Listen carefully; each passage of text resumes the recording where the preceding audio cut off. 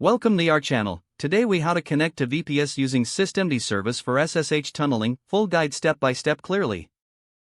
Start by ensuring you have a VPS set up with SSH access. Log into your local machine where you will configure the SSH tunneling. Open a terminal window on your local machine. Use SSH to connect to your VPS by entering the command SSH user at your _VPS_IP. Replace user with your VPS username and your _VPS_IP with your VPS's IP address.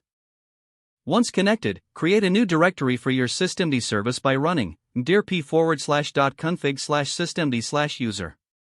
Change into the newly created directory by entering cd/.config/systemd/user. Now create a new service file by using a text editor, for example, nano-sshtunnel.service. In the text editor, begin by adding the following lines: unit, description equals SSH tunnel to VPS, service, exec start equals /usr/bin/sshnd1080 user at your _VPS. The N option prevents remote command execution. The D option specifies dynamic port forwarding, which you can customize to any local port you prefer. Save the changes and exit the text editor.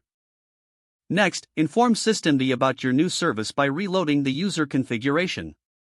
Run the command systemd daemon reload. To enable the service to start automatically on boot, enter systemd enable SSH tunnel. To start the service right away, run systemd start SSH tunnel. Confirm your tunnel is active by executing systemd status SSH tunnel. You should see an active, running status if everything is configured correctly. Now, you can configure your applications to use the SOCKS proxy through your local port, say localhost 1080. When you're finished, stop the service with systemd stop SSH tunnel. If you wish to disable the service from starting at boot, run systemd disable SSH tunnel. You've successfully set up an SSH tunneling systemd service to your VPS. This setup can greatly enhance your online privacy and security while accessing remote resources. If the page does not load, refresh the browser or try again in a private or incognito window. Make sure you are using the correct email address, then retype it carefully to avoid small typos.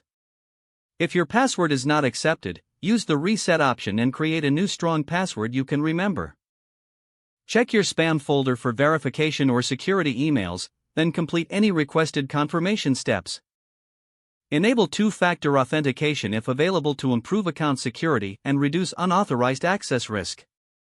Don't forget to like this video and subscribe to our channel for more step-by-step tech guides.